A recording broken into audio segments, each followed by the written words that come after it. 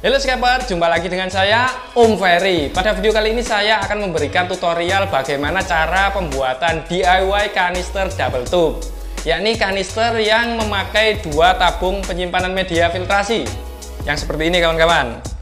Nah, untuk tabung yang pertama nanti akan saya isi dengan media mekanis seperti spon hitam, cap mat, kapas, dan sedikit media kimiawi batu zeolit di dasarnya. Nah, untuk tabung yang kedua nanti akan saya isi full media biologis menggunakan Luminous Bio dari One Reset. Nah, ada tiga manfaat yang bisa kita dapatkan ketika kita menggunakan media biologis Luminous Bio. Yang pertama ialah tekstur dan pori-porinya ini menyerupai batu kawan-kawan, sehingga ini mempercepat untuk pembentukan koloni bakteri di dalam tabung kanister kita. Karena medianya ini menyerupai habitat aslinya, yakni natural batu. Nah, untuk manfaat yang kedua ialah bobotnya yang sangat ringan, sehingga ketika kita memasukkan ke dalam kanister dan kita ingin memindahkan dari satu tempat ke tempat yang lain, itu kanisternya sangat ringan sekali kawan-kawan. Karena ini bobotnya ketika kita taruh di atas air dia juga mengambang. Manfaat yang ketiga ialah bentuknya yang sudah dipotong-potong sesuai dengan kebutuhan kita. Ada yang persegi panjang, ada yang kotak persegi, dan ada yang kotak persegi namun dia tipis. Ini bisa kita dengan mudah kita aplikasikan sesuai dengan bentuk filtrasi kita. Misalkan dengan kanister ini ketiga model tadi bisa masuk ke dalamnya. Untuk cara pemasangannya nanti bisa tonton di videonya kawan-kawan. Nah, ketika kita ingin memasang di hang on filter, kita bisa menggunakan Luminous Bio yang persegi atau Eco Cube.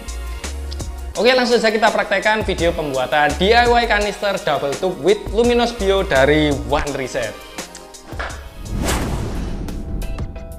Bahan yang pertama ialah pipa PVC 4 inch. Nah, ini panjangnya 50 cm. Kita butuh 2 pieces ya kawan-kawan. Kemudian dop pipa ukuran 4 inch juga sejumlah 4 pieces. Lalu ada shock drat luar ukuran setengah inch. Kemudian ada elbow yang ada drat dalamnya. Kita butuh 2 pieces. Lalu ada shock drat dalam ukuran setengah inch juga.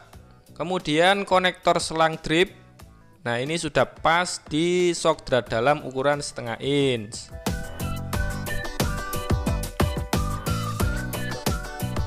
Lalu ada pipa ukuran setengah inch, ini secukupnya saja. Kemudian ada pipa bening, ini kita butuh 3-4 cm. Lalu 2 buah keran aerotor lengkap dengan selangnya.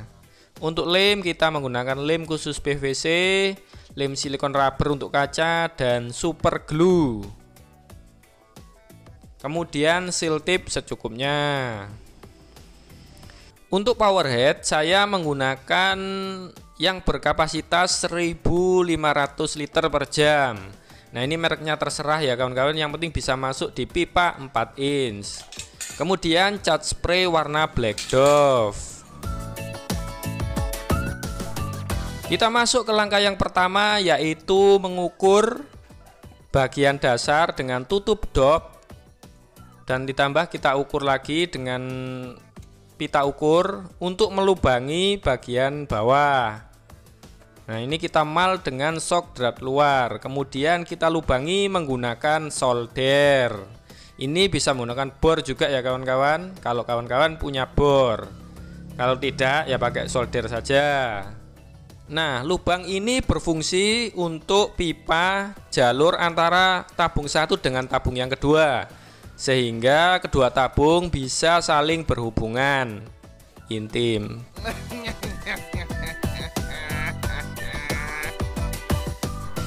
Nah, untuk videonya saya percepat saja ya kawan-kawan. Yang penting kawan-kawan tahu poin-poin pentingnya. Oke, hasil lubangnya seperti ini. Kita coba pasangkan untuk shock drat luar dan konektor elbow-nya. Nah, kurang lebihnya akan seperti ini nanti ya kawan-kawan. Kita coba ukurkan, ini harus sejajar agar kedua tabung tidak jeglek alias miring. Oke, sudah lurus. Nah, ini kita coba sejajarkan, lalu kita pasang dop bagian bawah. Nah, lalu kita jajarkan lagi. Kita lanjut ke langkah berikutnya, yaitu pemotongan pipa penyambung. Nah, ini kita usahakan tabung satu dengan tabung yang kedua ini tidak terlalu jauh ya kawan-kawan. Usahakan agak mepet tapi tidak terlalu mepet. Nah, sehingga nanti kanisternya tidak makan tempat ketika kita taruh di dalam kabinet. Oke, kita lanjut ke langkah berikutnya, yaitu pembuatan lubang power head. Nah, terlebih dahulu ini power headnya kita buang bagian yang tidak perlu. Kemudian power headnya kita mal, kita paskan antara bagian depan dan bagian belakang, jangan sampai mepet. Kalau sudah pas langsung kita tandai. Kita tandai dengan menggunakan konektor selang drip agar lubangnya bisa pas, tidak terlalu longgar sehingga tidak ada kebocoran. Sekali lagi kita lubangi menggunakan solder. Boleh juga menggunakan bor milik tetangga. Yang penting jangan dikerikiti ya kawan-kawan, karena penceng kabeh nanti hasilnya.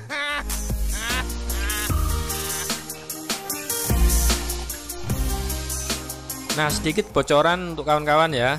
Sebenarnya ini ngaplasnya lama sekali ya kawan-kawan. Tapi saya percepat agar durasinya tidak terlalu panjang. Jadi saya wer gitu kawan-kawan. Oke, hasilnya seperti ini. Lubangnya kita coba pasangkan konektor selang dripnya. Nah, pas, sesak, sehingga tidak akan ada lagi kebocoran. Dan ini pas dengan shock drat dalam. Kemudian kita coba pasangkan dengan output power head. Agar outputnya pas, kita tambahkan pipa bening dan pipa setengah inch. Terlebih dahulu kita pasang pipa setengah inchnya dengan cara kita getok menggunakan kayu, palu, atau boto. Setelah pas kita potong, kemudian kita ratakan lubangnya dan kita amplas sehingga rata dan indah. Kemudian kita masukkan untuk pipa beningnya. Sama ini caranya juga kita getok menggunakan kayu sampai mentok.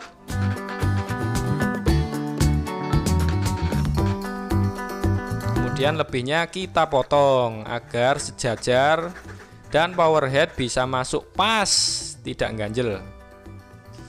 Oke, seperti ini. Nah, oke, power headnya sudah pas. Kita coba pasangkan. Oke, power headnya bisa pas bagian depan dan belakang. Kita coba masukkan. Oke, pas kawan-kawan.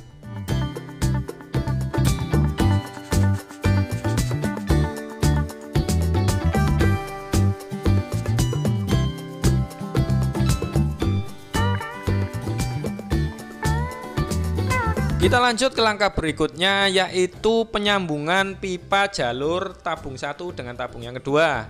Namun sebelum ke situ, terlebih dahulu kita sambung pipanya ke salah satu elbow agar nanti mempermudah kita ketika pemasangan. Salah satu saja ya kawan-kawan, jangan dua-duanya. Kemudian kita pasang seal tip dulu di bagian shock drat luar agar nanti elbownya bisa rapet dan tidak ada rembesan atau kebocoran di bagian tersebut.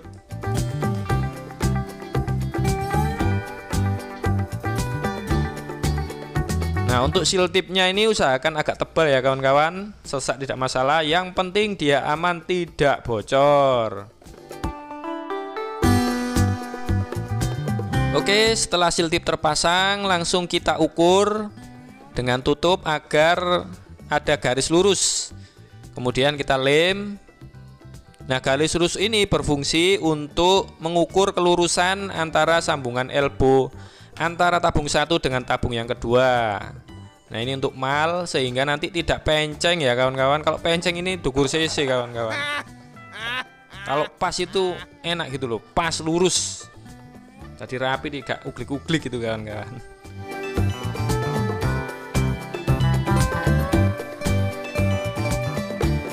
Kita sambung.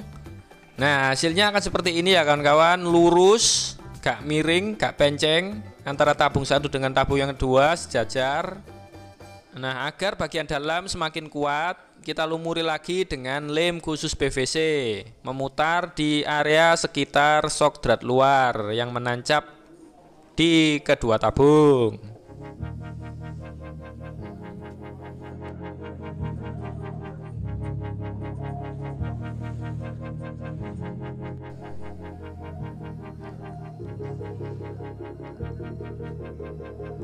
Oke, sambil menunggu lem kering, kita lanjut ke langkah berikutnya, yaitu pemasangan seal tip di bagian konektor selang drip. Nah, kalau tadi kita masangnya tebal, yang ini harus super tebal ya kawan-kawan, seal tipnya. Ini rawan sekali bocor di bagian ini. Oke, seperti ini, sangat tebal. Kemudian kita lem langsung menggunakan lem khusus PVC. Nah, usahakan lemnya ini menutupi seluruh seal tip. Kemudian kita dratkan sampai rapat. Nah, seperti ini nanti hasilnya. Dan ini pasti tidak akan ada rembesan karena lubangnya pas, seal tipnya tebal, dan lemnya kuat. Dan ini saya buktikan sudah berulang kali. Oke, seperti ini hasilnya. Kita lanjut ke langkah berikutnya, yaitu pemasangan keran air trap. Nah, fungsi keran ini kawan-kawan untuk mengeluarkan udara yang ada di setiap tabung agar power headnya tidak berisik, agar flow-nya lancar, agar output dari kanister tidak mengeluarkan gelembung. Jadi fungsi dari keran ini untuk membuang udara, sedikit udara yang terjebak di dalam kanister. Namun pastikan juga kanisternya tidak ada kebocoran ya kawan-kawan, sehingga tidak akan ada udara yang masuk. Oke, untuk melubangi kita gunakan solder lagi. Kemudian kita bersihkan dengan cutter, lalu sedikit kita lebarkan dengan obeng. Hasilnya akan pas dan masuk. Untuk pengelemannya di sini saya menggunakan super glue atau lem G atau lem Korea. Ini sedikit saja sudah kuat ya kawan-kawan. Kita biarkan kering. Oke, seperti ini hasilnya setelah kering. Oke, kita masuk ke langkah berikutnya, yaitu penambahan lem silikon rubber di setiap sambungan pipa antara tabung satu dengan tabung yang kedua. Nah, ini tadi sudah kita kasih lem PVC, kita tambahkan lagi lem silikon rubber agar lebih powerful.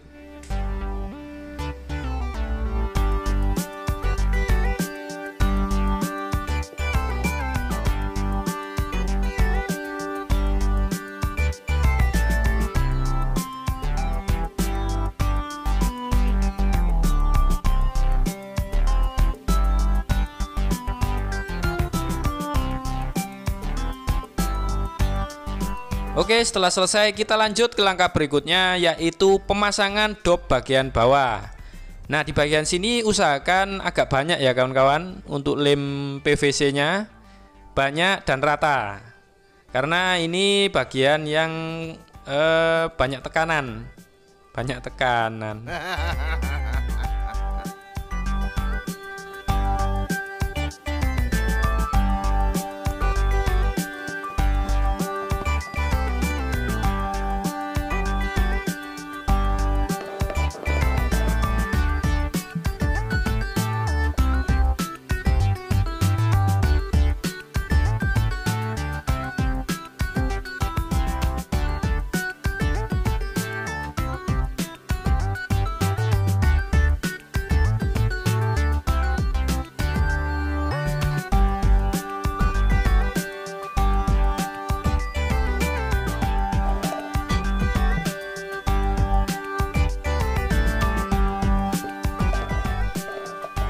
Oke, ini kita ratakan, kita pastikan dia masuk pas dan sejajar. Oke, hasilnya sudah sejajar, kita biarkan kering dulu. Nah, seperti ini hasilnya setelah kering. Kita lanjut ke langkah berikutnya, yaitu pemasangan power head. Terlebih dahulu kita buat tanda untuk lubang dari kabel power head. Ingat ya kawan, ingat, untuk lubangnya kecil saja seukuran power head. Kalau kawan-kawan menggunakan kabel glad juga monggo, silahkan. Yang penting bisa memastikan tidak ada rembesan.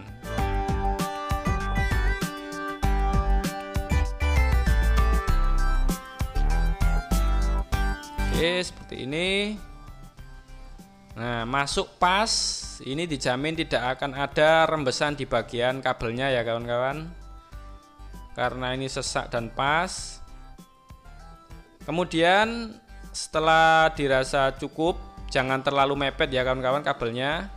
Sisakan sekitar 10-20 cm agar nanti ketika kita maintenance bisa dengan mudah kita keluarkan power headnya. Nah, sebelum kita lem bagian dalam, kita amplas dulu di sekitar kabel agar nanti ketika kita beri lem dan kita lumuri silikon rubber, dia bisa mencengkram kuat. Oke, untuk lem G-nya ini bagian dalamnya kita tambahi busa rokok agar dia mengeras sekaligus sebagai penahan agar tidak mudah tertarik keluar.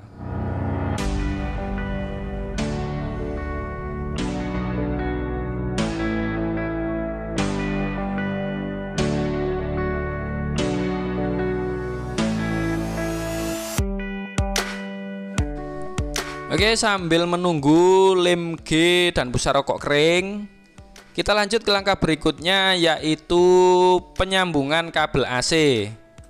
Nah, ini kita kelupas dan kita keluarkan kabelnya. Ini ada dua kabel, warna biru dan warna coklat. Ini tinggal kita sambung sesuai warna ya kawan-kawan. Nah, di sini juga bisa menggunakan saklar on off. Kebetulan saya lupa untuk membeli, jadi langsung saja saya sambungkan.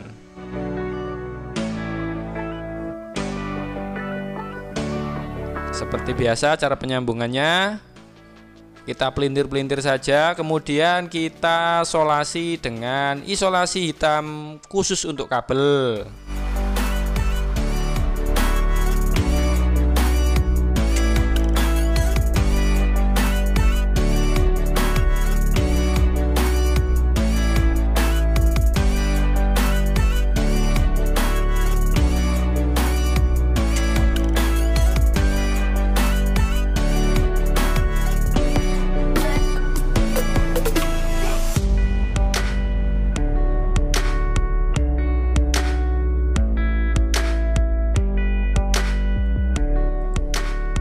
Oke, setelah tersambung tinggal kita uji coba power headnya.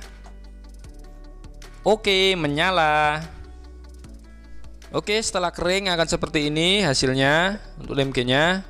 Kita lanjut ke langkah berikutnya, yaitu penambahan silikon rubber di sekitar lubang kabel dan lubang input dan output kanister. Ini semua kita lumuri agar lebih aman dan lebih powerful dari kebocoran.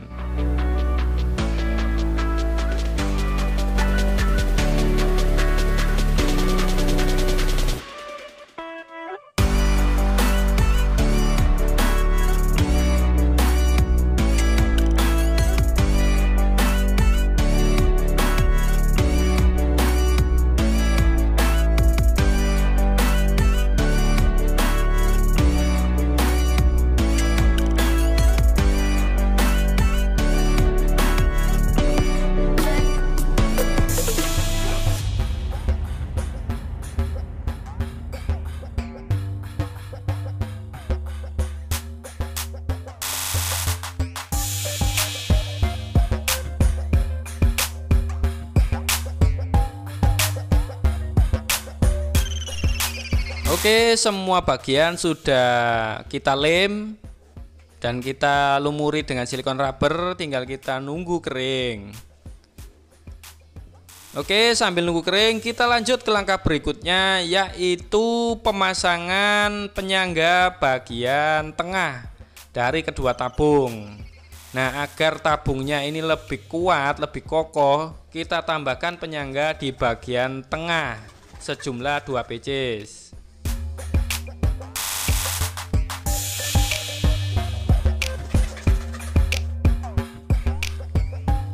Agar bisa masuk dan kedua sisinya melengkung, kita amplas di atas pipa PVC. Nah, ini nanti bisa pas.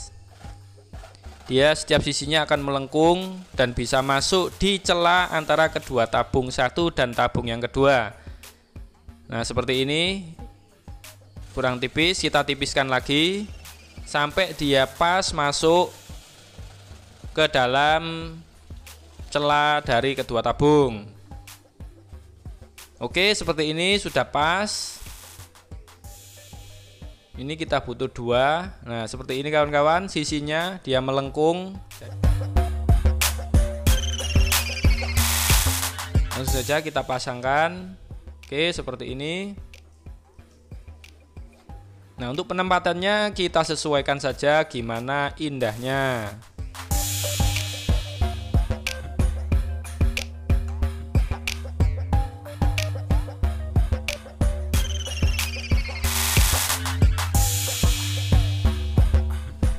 Oke, kalau dirasa pas, lanjut kita lem. Sebelum kita lem, untuk bagian yang akan kita lem kita amplas dulu. Kemudian kita lumuri dengan lem khusus PVC dan langsung kita pasangkan.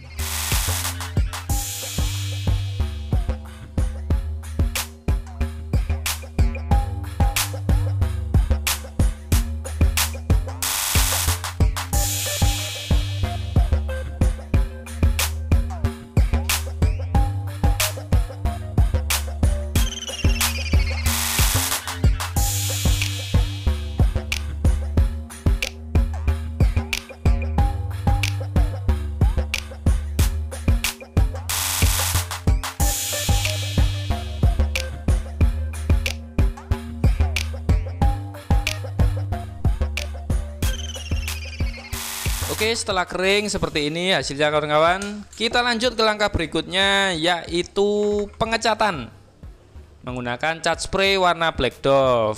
Namun sebelum kita cat, kita lapisi dulu bagian-bagian yang tidak kita cat, yakni di bagian konektor selang dripnya. Jadi kita biarkan warnanya warna biru sehingga ada sedikit kontras nanti ya kawan-kawan warnanya, biar nggak hitam semua. Setelah itu langsung kita spraykan cat warna Black Dove.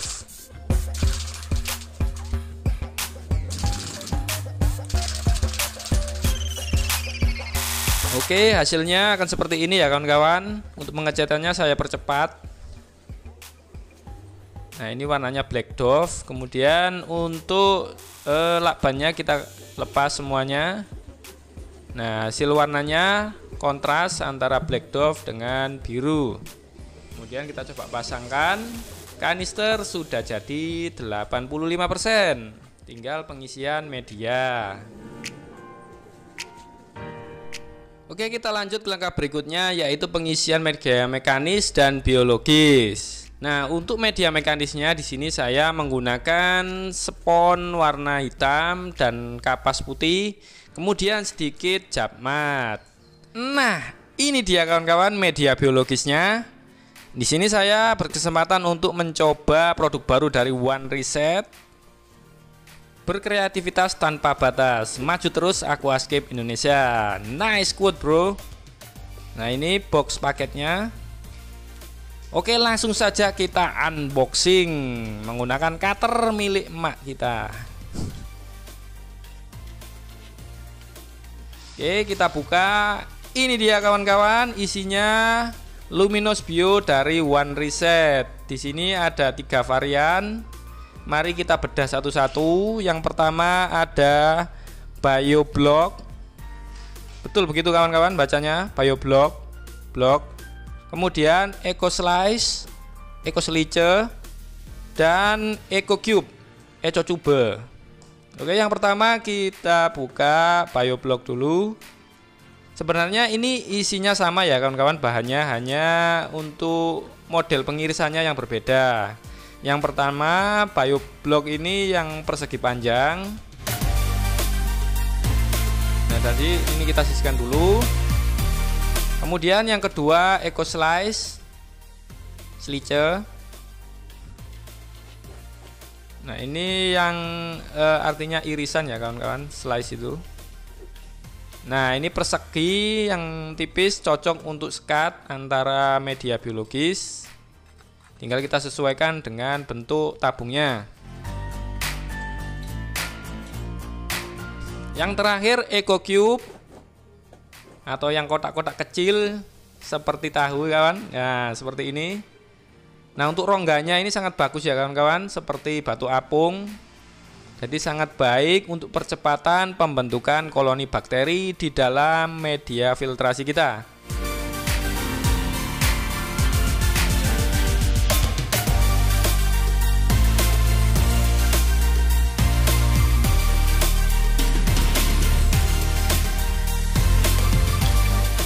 Oke, ini nanti yang akan kita pakai. Tidak lupa saya juga menambahkan BioBall sebagai penopang bagian bawah saja ya kawan-kawan, agar lebih memperlancar flow nanti. Kemudian sedikit media kimiai batu zeolit. Ini saya taruh di dasar. Nah, ini yang terpenting ya kawan-kawan. Kita gunakan BioOne dari One Reset juga. Kita injeksikan 1 pump saja untuk bakterinya ke dalam tabung kanister. Tidak lupa kita bikin mal untuk pemotongan media mekanisnya. Nah, untuk diameternya kita sesuaikan dengan tabung kanister kita. Kita gunting sesuai dengan mal.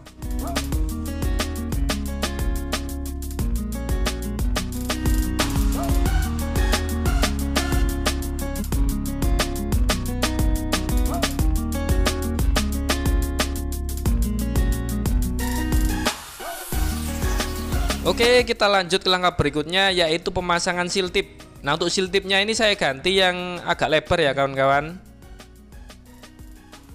Nah, mengingat ini double tube, jadi saya butuh yang agak power full di bagian tutupnya atau bagian dopnya. Nah, seperti ini. Yang ini sedang-sedang saja ya kawan-kawan, jangan terlalu tebal juga jangan terlalu tipis. Nah, seperti ini. Kemudian kita masukkan media biologis yang pertama. Kita masukkan dulu EcoSlice. Ini kita taruh posisinya berdiri ya kawan-kawan, di antara lubang konektor drat luar itu kawan-kawan. Nah, itu kita berdirikan di antara situ. Nanti agar flow antar tabung bisa sedikit lebih lancar. Nah, seperti itu. Setelah berdiri kita tambahkan lagi. Namun ini kita sesuaikan bentuknya, yakni dengan cara kita cubiti dengan tang seperti ini ya kawan-kawan, sampai bentuknya membulat agar bisa masuk ke dalam tabung kanister. Oke, seperti ini langsung kita masukkan. Nah, seperti itu bisa dilihat. Kemudian kita masukkan yang BioBlock atau yang persegi panjang. Nah, ini posisinya. Sebelum kita masukkan, kita cuci dulu ya kawan-kawan, karena ada serpihan-serpihan itu. Setelah kita cuci, lalu kita masukkan dengan posisi berdiri. Nah, bisa dilihat di situ posisi berdiri. Kemudian kita tutup lagi dengan EcoSlice. Nah, seperti itu penempatannya.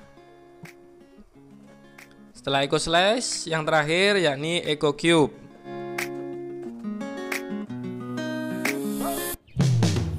Nah, untuk media biologis ini sangat baik ya kawan-kawan untuk koloni bakteri. Jadi bakterinya itu seperti menjadi Iron Man gitu kawan-kawan. Jadi dia sangat bahagia sekali karena medianya ini menyerupai habitat aslinya. Begitu menurut sudut pandang saya ya kawan-kawan. Bisa salah, bisa benar. Itu sakarepmu lah kawan-kawan. Oke, untuk media biologisnya segini saja ya kawan-kawan. Ini sisakan space sekitar 10-15 cm agar nanti power headnya bisa masuk. Kita lanjut ke langkah berikutnya, yaitu pengisian tabung yang kedua. Pertama, ini kita masukkan bioball. Ini fungsinya sebagai penopang saja ya kawan-kawan, agar di lubang inputnya itu tidak terganggu oleh kotoran. Nah, kemudian saya masukkan media kimiawi batu zeolit yang sangat bagus untuk menurunkan tingkat kesadaran air. Kemudian kita masukkan spons hitam seluruhnya.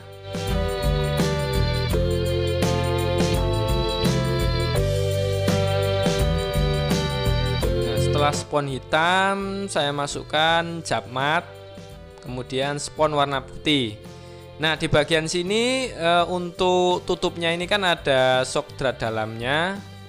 Nah, ini kita kasih separuh ya kawan-kawan, seperti ini agar shock drat dalam bisa masuk. Oke, setelah itu kita isi air terlebih dahulu. Kita isi di bagian tabung yang pertama. Kita lihat apakah airnya keluar di tabung yang kedua. Ya pastilah kawan-kawan, kan ada lubangnya. Oke, airnya sudah sampai atas.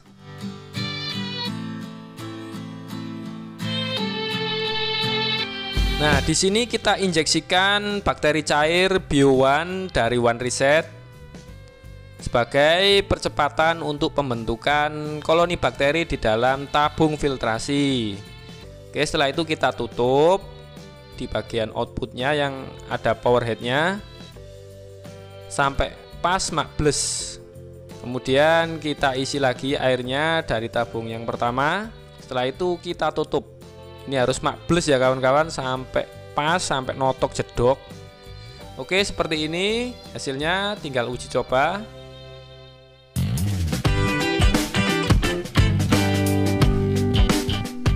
Oke, sampailah kita pada langkah yang lumayan akhir. Kita uji coba. Uji coba pertama yakni fungsional dari kanister itu sendiri.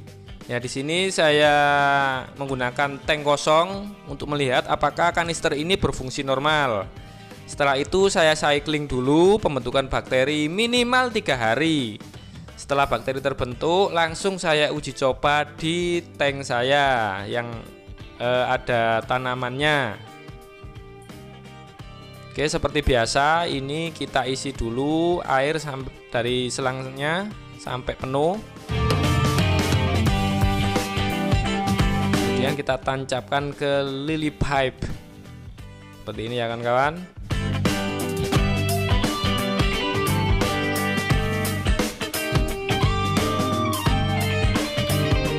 Oke, sudah terpasang.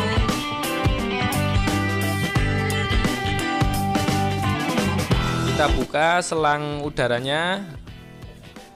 Oke, sudah tidak ada udara lagi, keluar air. Artinya di dalam sudah penuh dengan air. Tinggal kita colokkan. Kita coba colokkan ya kawan-kawan. Oke, hasilnya dia berfungsi dengan normal. Bisa dilihat flow-nya lumayan kencang ya kawan-kawan. Dengan power head 1500 liter per jam. Tinggal kita uji coba di dalam tank. Setelah 3 hari kita cycling.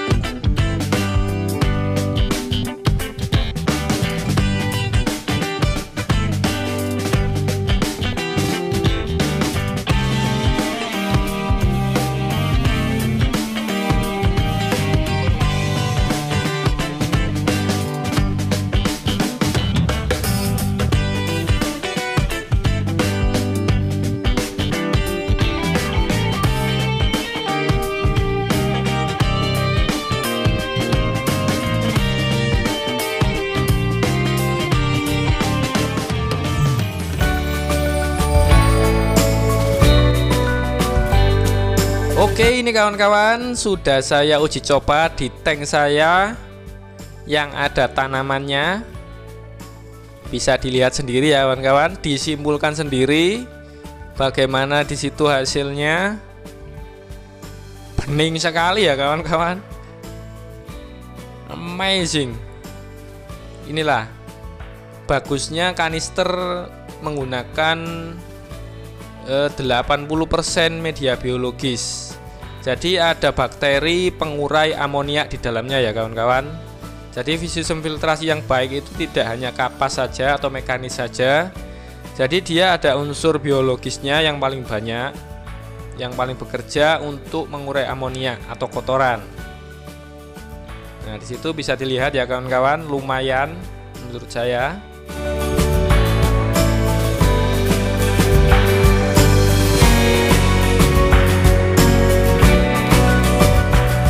Baik kawan-kawan, demikian video tutorial dari saya hari ini. Apabila dirasa bermanfaat, maka tekan tombol like, tekan tombol subscribe, dan komen di bawah apabila ada video yang ingin ditanyakan. Ikuti terus update terbaru dari channel ini. Jangan lupa bahagia, tetap semangat, dan terus berkarya. Sampai jumpa.